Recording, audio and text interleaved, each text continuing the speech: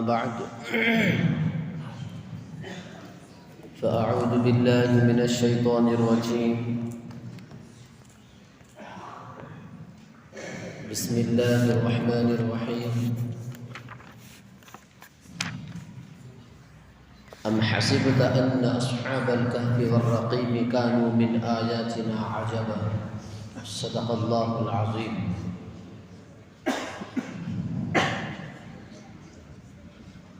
9:10 تک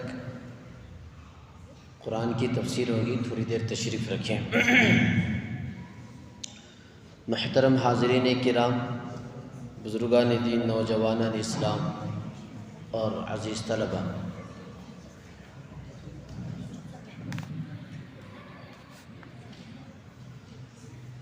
اللہ جل جلالہ عم نوالہ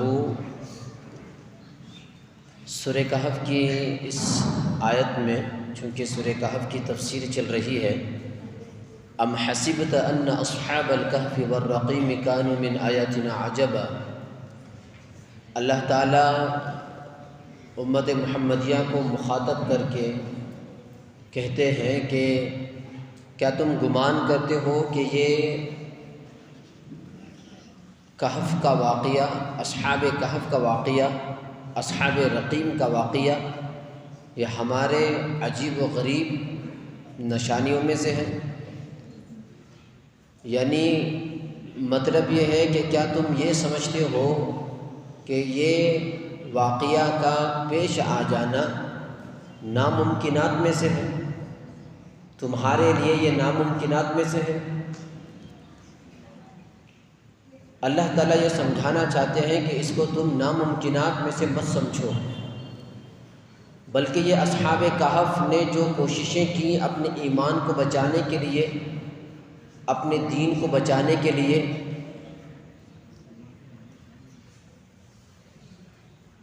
اپنے ایمان کو باقی رکھنے کے لیے جو محنت کی، ظلم کو برداشت کیا، وطن کو چھوڑنے کو برداشت کیا، یہ سارے کی ساری چیزیں ناممکنات میں سے نہیں ہیں، بلکہ یہ آپ سے بھی سرزد ہو سکتے ہیں۔ مفسرین نے اللہ کے نبی علیہ السلام کی مکی زندگی کو 4 ادوار میں تقسیم کیا ہے۔ قرآن کریم کے اندر جتنی بھی صورتیں ہیں، ان تمام صورتوں کو مفسرین نے ان 4 ادوار میں تقسیم کر دیا ہے۔ جو مکی صورتیں ہیں، کیونکہ جو مکی زندگی میں صورتیں نازل ہوئی ہے ان کا تعلق جس زمانے میں، جس دور میں آیتیں نازل ہوئی، صورتیں نازل ہوئی، یا تو کفار کو سبق دینا ہوتا، یا مسلمانوں کو سبق دینا ہوتا، یا مسلمانوں کو تسلی دینی ہوتی۔ سورہ کہف کس دور میں نازل ہوا؟ مفسرین نے لکھا ہے مکی زندگی 13 سال کی زندگی تھی، 4 ادوار میں تقسیم کرو۔ پہلا دور مکی زندگی کا آغاز بعثت سے اعلان نبوت تک ہے۔ اس دور میں جو آیتیں نازل ہوئی اس کو پہلے دور کی آیتیں کہیں گی۔ یہ 3 سال کا دور تھا، زمانہ تھا۔ آغاز بعثت یعنی جس سال اللہ کے نبی علیہ السلام کو نبوت ملی، اور پھر نبوت ملنے کے بعد اعلان نبوت کا اناؤنس کرنا، بتانا لوگوں کے کہ میں نبی ہوں۔ اس دوران جو مدت گزری ہے وہ 3 سال کی مدت گزری ہے، اور اس مدت میں اللہ کے نبی کو حکم تھا کہ خفیہ طور پر دعوت کا کام کیا جائے، اسلام کی تبلیغ کی جائے، مذہب کی تبلیغ کی جائے۔ اس پورے 3 سال کے عرصے میں خفیہ طور پر دعوت دی گئی، اور مسلمان جو ہوتے تھے وہ خفیہ طور پر دعا کرتے تھے۔ اس کے بعد دوسرا دور گزرا، اعلان نبوت سے لے کر آغاز فتنہ فساد تک۔ نبوت کا اعلان کرنے کا حکم ہوا، صفا پہاڑ کے اوپر حضور نے اعلان کر دیا کہ میں نبی ہوں، کلمہ پڑھو، مجھے نبی تسلیم کرو، تم کامیاب ہوگے، اور میں اللہ کا بندہ ہوں، میں نبی ہوں۔ وہاں سے مخالفت شروع ہوئی،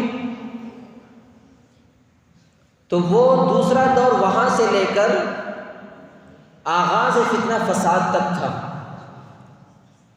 یہ تقریباً 2 سال کا عرصہ گزرا۔ اعلان نبوت کے بعد جو مسلمانوں پر حالات آئے فتنے فساد کے، اور ان پر مصیبتیں آئی، مذاق کیا جاتا تھا، ان کا ٹھٹا کیا جاتا تھا، مذاق اڑایا جاتا تھا، نمازیں پڑھنے نہیں دی جاتی تھی، مزاح کیا جاتا تھا ان کے ساتھ، تضحیک تک یہ نوبت پہنچ چکی تھی۔ تیسرا دور مکی زندگی کا آغاز فتنہ سے لے کر حضرت ابو طالب، حضرت خدیجہ رضی اللہ عنہا کی وفات تک ہے، جو تقریباً 5 سال کا عرصہ تھا۔ اور اس عرصے میں مسلمانوں پر جو حالات آئے بہت ہی زیادہ سخت، کیونکہ فتنے فساد کا دور شروع ہو چکا تھا۔ اس 5 سال میں وہ فتنہ فساد، مذاق اڑانا، ٹھٹا کرنا، چھیڑ چھاڑ کرنا، نمازیں نہ پڑھنے دینا، مخالفت کرنا، انتشار پھیلانا، مجبور کرنا، مصیبتیں ان پر ڈالنا، یہ موب لنچنگ تک پہنچ چکا تھا، جان کی ہلاکت تک پہنچ چکا تھا۔ اور جب جان کی ہلاکت تک یہ نوبت پہنچ گئی تو پھر اللہ کے نبی علیہ الصلوۃ والسلام نے ہجرت کا موقع دے دیا، ہجرت کی اجازت دے دی۔ 5 یا 6 سال نبوی میں، نبوت کے 5ویں یا 6 سال میں حبشہ کی طرف ہجرت کرنے کا حکم اللہ کے نبی نے دے دیا۔ جن کو جان کا خطرہ ہے، اپنے ایمان کو بچانے کے لیے باطل کے سامنے جھکنا نہیں ہے، ان کے سامنے اپنے گھٹنوں کو ٹیکنا نہیں ہے، ایمان کو بچانا ہے، اس کے لیے تم جاؤ حبشہ کی طرف۔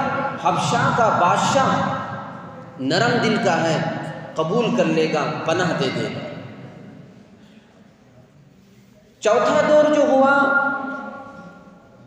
10 نبوی سے 13 نبوی تک، 1 ہجری تک، یہ 3 سال کا عرصہ ایسا گزرا ہے کہ اللہ کے نبی علیہ الصلوۃ والسلام کو بائیکاٹ کیا گیا، مسلمانوں کا پوری طرح سے بائیکاٹ، معاشی بائیکاٹ، سوسائٹی کا بائیکاٹ، معاشرتی بائیکاٹ کیا گیا، لین دین بالکل نہ کیا جائے، خرید و فروخت نہ کیا جائے۔ شیب ابی طالب میں ان کو گھاٹی میں ان کو محصور کر دیا گیا، کوئی ان سے سلام کلام تک نہ کرے، ایسی مصیبت آ گئی۔ اور پھر اس کے بعد اللہ کے نبی علیہ الصلوۃ والسلام پناہ لینے کے لیے کبھی طائف جا رہے ہیں تو کبھی کسی اور جگہ جا رہے ہیں، وہاں بھی پناہ نہیں مل رہی ہے، زمین ان کے اوپر بوجھ ہو چکی تھی، اتنے حالات سے دوچار تھے اس وقت مسلمان۔ تو یہ 4 دور مکی زندگی کے گزرے ہیں مسلمانوں پر۔ اب ان دوروں کو سامنے رکھتے ہوئے، ان چاروں قسموں کے دوروں کو سامنے رکھتے ہوئے سورہ کہف کو اگر دیکھا جائے، سورہ کہف یہ تیسرے دور کی یہ صورت ہے۔ تیسرے دور میں، جبکہ ابھی اللہ کے نبی علیہ الصلوۃ والسلام نے ہجرت کا حکم نہیں دیا تھا حبشہ کی طرف، فتنے فساد کا دور تھا، ستایا جاتا تھا، تکلیفیں دی جاتی تھی، لیکن ابھی جان کی ہلاکت اور موب لنچنگ تک پہنچی ہوئی تھی، نوبت نہیں پہنچی ہوئی تھی، اور حبشہ کی طرف ہجرت کی اجازت بھی نہیں ملی تھی۔ ایسے دور میں یہ صورت نازل ہوئی، اور اس دور میں سورت نازل ہونے کے بعد آپ محسوس کر سکتے ہیں، سمجھ سکتے ہیں، یہ سورت کو نازل کر کے اللہ تعالیٰ مسلمانوں کو سبق دے رہے ہیں، اور خود ان کفار کو، مکے کے مشرکین کو جو ستا رہے ہیں، جو تکلیفیں دے رہے ہیں، جو قتل کر رہے ہیں اسلام لانے والوں کو، ان پر زمین کو بوجھ کر دے رہے ہیں، ایسے لوگوں کو بھی اللہ تعالیٰ اس سورہ کہف کے ذریعے سے سبق دے رہے ہیں۔ سب سے پہلے یہ سورت نازل کر کے ان کفار کو مخاطب کر کے اللہ تعالیٰ یہ سمجھانا چاہتے ہیں کہ کیونکہ سوالات انہوں نے کیا تھا، سورہ کہف کے تعلق سے سوال کس نے کیا تھا؟ انہی لوگوں نے تو کیا تھا۔ مکے کے کچھ سردار مل کر مدینے کو گئے، یہود وہاں پر تھے، تورات کے، انجیل کے علماء وہاں پر موجود تھے، علمی طور پر لاجواب کرنے کے لیے کچھ سوال لے کر کے آئے۔ ان سوالات میں ایک سوال سورہ کہف کا، روح کا اور ذوالقرنین کے تعلق سے تھا۔ سوال انہوں نے پوچھا، جب سوال پوچھنے پر جب جواب سامنے آیا تو اللہ تعالیٰ ان کو یہ سمجھانا چاہ رہے ہیں کفار کو کہ دیکھو، جس چیز کا تم نے سوال کیا، جس چیز کے لائن سے تم نے سوال کیا، جس واقعے کو تم نے پوچھا ہے، وہ واقعے کو غور کرو، اس میں فکر کرو، تدبر کرو، کئی چیزیں تم کو ملیں گی۔ جس اصحاب کہف کے تعلق سے تم نے سوال کیا ہے، وہ اصحاب کہف اسی توحید کے قائل تھے جس توحید کے قائل یہ مکے کے مسلمان، یہ مکے کے مسلمان جس دین کو قبول کیے ہوئے ہیں اور جس اللہ کو ایک مانتے ہیں، یہ اصحاب کہف کے لوگ بھی اسی ایک خدا کو ماننے والے تھے۔ ان پر جو حالات آئے تھے اسی وجہ سے آئے تھے۔ جس چیز کا تم سوال کرتے ہو، اور یہ مکے کے جو لوگ مسلمان ہوئے اور ایک خدا کو مانتے ہیں، ان کو بھی تم وہی ظلم اور بربریت کر رہے ہو جو ظلم اور بربریت اصحاب کہف کے ظالم بادشاہ نے کیا تھا۔ تم کو اتنی بھی سمجھ نہیں آتی؟ اور اسی طرح مسلمانوں کو سبق اور تسلی اللہ تعالیٰ دیتے ہیں کہ تم پر جو ظلم ہو رہا ہے، تم کو جو ستایا جا رہا ہے، تم کو جو تکلیفیں دی جا رہی ہے، اور تم کو جلا وطن کرنے کا جو موقع ملا، جلا وطن کرنے کی نوبت پہنچ چکی ہے، اپنے وطن کو چھوڑنے کی جو نوبت پہنچی ہوئی ہے، یہ پہلی مرتبہ نہیں ہوا، یہ تمہارے ساتھ صرف پہلی مرتبہ نہیں ہو رہا ہے۔ اصحاب کہف کو دیکھو، ان پر بھی ظلم ہوا، ان کو بھی ستایا گیا، ان کو بھی تکلیفیں دی گئی اسی توحید کے خاطر۔ تم اپنے آپ کو اکیلے مت سمجھو، تم اپنے آپ کو تنہا مت سمجھو، تم سے پہلے کئی لوگ اسی توحید کے خاطر، اسی دین کے خاطر، اسی ایمان کو بچانے کے لیے مصیبتیں برداشت کیے ہیں۔ اللہ تعالیٰ مسلمانوں کو تسلی دے رہے، مکے کے مسلمانوں اطمینان رکھو، تسلی رکھو، تمہارے اوپر جو مصیبتیں آئی اس سے پہلے بھی لوگوں پر آئی ہوئی۔ اور اسی طرح مسلمانوں کو اور مخاطب کر کے اللہ تعالیٰ یہ سمجھانا چاہتے ہیں سورہ کہف کے ذریعے سے۔ سورہ کہف میں آپ غور کرو، اصحاب کہف جو بھی تھے وہ اپنے آپ کو جلا وطن کرنا پسند کر دیے، ظلم کو انہوں نے برداشت کیا، تکلیفوں کو انہوں نے برداشت کیا، لیکن وہ کبھی بھی باطل کے سامنے اپنا سر نہیں جھکائے۔ مسلمانوں، مکے کے مسلمانوں، تم پر جو مصیبتیں آ رہی ہیں، یاد رکھو، چاہے جتنے بھی تکلیفیں آ جائیں، ستانے لگے، مصیبتیں آ جائیں، آپ کو باطل کے سامنے جھکنا نہیں ہے۔ سورہ کہف کے ذریعے سے اللہ تعالیٰ مسلمانوں کو یہ سمجھا رہے ہیں۔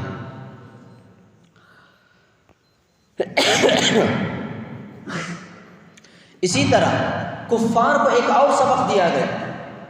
کفار چونکہ آخرت کے عقیدے سے انکار کرتے تھے، وہ یہ کہتے تھے کہ یہی ایک زندگی ہے، اس کے بعد کوئی زندگی نہیں، اس کے بعد ہمیں اٹھایا نہیں جائے گا، ہم سے سوالات نہیں کیے جائیں گے، اس زندگی میں جو کچھ بھی ہم نے کیا ہے اچھا یا برا، اس کا کوئی پوچھ گچھ نہیں ہوگی، اس کا کوئی بدلہ نہیں دیا جائے گا، نہ بدلہ لیا جائے گا۔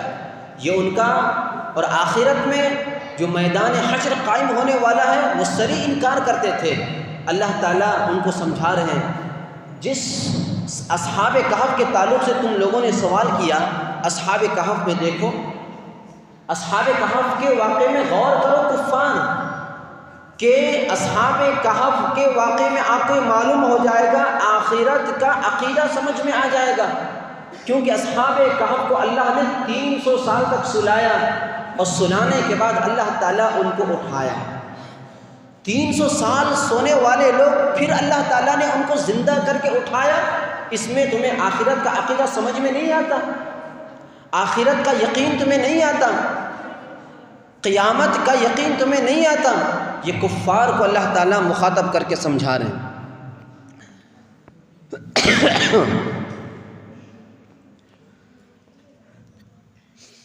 تو پھر اللہ تبارک و تعالیٰ اسی وجہ سے اس آیت میں ام حسبت ان اصحاب الکہف والرقیم کانوا من آیاتنا عجبا، سب سے پہلے تو اللہ تعالیٰ مسلمانوں کو مخاطب کر کے ایسا مت سمجھو کہ یہ عجیب و غریب نشانیوں میں سے ہیں، ناممکنات میں سے، ایسا نہیں ہے، بلکہ یہ تمہیں بھی کرنا پڑے گا۔ کئی ملکوں میں ایسے واقعات پیش آئے ہیں، ہجرت کرنے پر مسلمان مجبور ہوئے، اس کی تفصیلات آگے آئے گی۔ تو اللہ تعالیٰ یہ کہہ رہے ہیں کہ ایسے واقعات بہت سارے رونما ہو سکتے ہیں، اس کو آپ ناممکنات میں سے مت سمجھو۔ اللہ تعالیٰ نے اس آیت میں کہا ام حسبت ان اصحاب الکہف والرقیم، کہف کا معنی تو غار ہے، الرقیم کا معنی کیا ہے؟ اس کے تعلق سے مفسرین نے 3 اقوال نقل کیے ہیں۔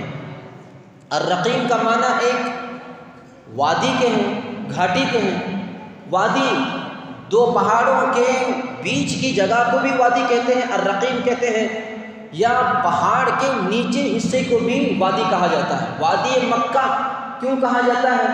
کیونکہ صفا پہاڑی موجود ہے، مروہ موجود ہے، صفا اور مروہ کے نیچے کا جو حصہ ہے وہی تو مکہ ہے۔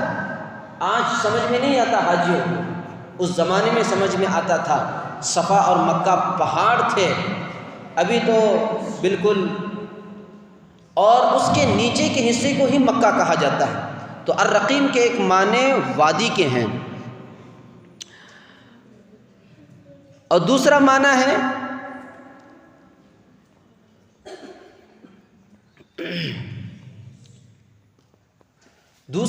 اس کا یہ ہے تختی۔ الرقیم کے معنی تختی کے ہیں۔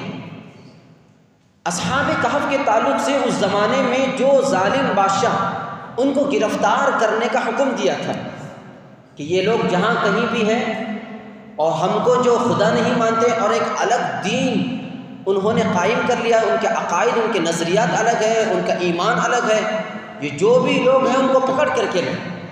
اور معلوم ہوا تھا کہ شہر میں، بستی میں کون اس دین سے مخالفت کر رہے ہیں، ان کے نام خود بادشاہ نے لکھوایا تھا، نامزد کر دیا تھا کہ یہ نام ہے، ان نام والے لوگوں کو پکڑ کر کے لاؤ۔ تختی، اصحاب الکہف والرقیم، غار والے اور اس تختی والے۔ اسی طرح ایک روایت یہ بھی ہے، اس زمانے میں چونکہ یہ اصحاب کہف انہوں نے تو اپنے ایمان کو ظاہر کر کے، نظریات کو ظاہر کر کے ایمان کو بچانے کے لیے الگ تھلگ ہو گئے تھے۔ ان میں سے کئی لوگ ایسے تو اپنے ایمان کو ظاہر نہیں کیے، اندر سے ان اصحاب کہف کا وہ پوری حمایت کرتے تھے، ان کا سپورٹ کرتے تھے۔ بعد میں چل کر یہ جو اندر سے حمایت کرنے والے، سپورٹ کرنے والے جو لوگ تھے، ان لوگوں کے ناموں کو انہوں نے تختی پر لکھ لیا تھا، محفوظ کر لیا تھا۔ واقعی یہ سچے لوگ ہیں، بڑی باہمت لوگ ہیں، جرأت مند لوگ ہیں، انہوں نے اپنے ایمان کو محفوظ رکھا تھا۔ تیسری روایت، تیسرا قول یہ ہے، رقیم کا معنی حضرت عبداللہ بن عباس رضی اللہ عنہ کا قول ہے۔ حضرت عبداللہ بن عباس رضی اللہ عنہ سے جب پوچھا گیا الرقیم کا معنی کیا ہے، جو کہ امام المفسرین ہیں، پوچھا گیا کہ اس کا معنی کیا ہے، تو انہوں نے سب سے پہلے کہا لا ادری، میں نہیں جانتا اس کا معنی۔ حضرت عبداللہ بن عباس رضی اللہ عنہ کے اس قول کو سامنے رکھنا چاہیے۔ آج کے جو میڈیا میں آ کر، چینلوں میں آ کر اور ٹی ویوں میں آ کر کے بلا جھجک قرآن کی تفسیر کر لیتے ہیں، بلا جھجک قرآن کے معانی اور مفاہیم کو بیان کرتے ہیں، اسلام کے حقیقی میننگ کو بتاتے ہیں۔ یہاں دیکھیے حضرت عبداللہ بن عباس امام المفسرین ہیں، تمام مفسرین نے ان کو اپنا امام تسلیم کیا۔ ایسا مفسر بھی الرقیم کا جب معنی ان سے پوچھا گیا تو وہ کہتے ہیں کہ مجھے نہیں معلوم، ہچکچا رہے ہیں اللہ کی اس منشا کو بیان کرنے کے لیے۔ تو کچھ پڑھ لینے کے بعد قرآن کی آیتوں کا بے دھڑک تشریح کر دینا، تعبیر کر دینا، اس سے آدمی کو بچنا چاہیے۔ حضرت عبداللہ بن عباس رضی اللہ عنہ اس کے بعد جب تحقیق کیے، تفتیش کیے، انہوں نے الرقیم کا معنی بتایا، کہا الرقیم کے معنی کتاب کے ہیں۔ اصحاب کہف جس وقت الگ تھلگ ہو کر اپنے ایمان کو بچانے کے لیے الگ ہو گئے تھے، اس وقت انہوں نے اپنے ساتھ جاتے ہوئے بھی سوچا تھا جب ہم الگ ہو رہے ہیں تو اب ہمیں کچھ اصلاح کے لیے، تربیت کے لیے، معلومات کے لیے، علم دین حاصل کرنے کے لیے ایک کتاب اپنے ساتھ رکھنی چاہیے۔ ہو سکتا ہے انہوں نے جو اپنے ساتھ کتاب لے گئے تھے وہ کتاب ہو سکتی ہے کہ اس زمانے میں اللہ کی نازل کردہ آسمانی کتاب ہو یا کوئی صحیفہ ہو، یا اس زمانے کے جو بزرگان دین تھے ان کی کوئی نصیحتوں سے بھرا ہوا ایک گلدستہ اور ایک کتابچہ ہوگا، وہ کتاب وہ اپنے ساتھ میں لے گئے۔ اس سے امت محمدیہ کو یہ سبق ملتا ہے حضرت عبداللہ بن عباس رضی اللہ عنہ کی اس تفسیر سے کہ مسلمان جہاں بھی جائیں، جس حال میں بھی رہیں، جس زمانے میں بھی رہیں، وہ کبھی ان دینی کتابوں سے، ان اصلاحی کتابوں سے بے نیاز نہیں ہونا چاہیے۔ جہاں بھی جائیں ہمیشہ ان کتابوں کو اپنے لیے ایک غذا سمجھیں۔ اس سے محسوس ہوتا ہے سفر میں جا رہے ہیں، حضر میں جا رہے ہیں، کہیں گھومنے کے لیے جا رہے ہیں، ہمیشہ ان تمام چیزوں کو ساتھ میں رکھ کر کے جانا چاہیے تاکہ وقتاً فوقتاً ان کتابوں سے ہم اپنا استفادہ کر سکیں۔ اس کے بعد بہت ساری اور بھی باتیں ہیں، انشاءاللہ آئندہ موقع پر بتا دیا جائے گا۔ اللہ تعالیٰ ہم تمام کو قرآن کا صحیح فہم نصیب فرمائیں، آمین۔ وآخر دعوانا ان الحمد للہ رب العالمین۔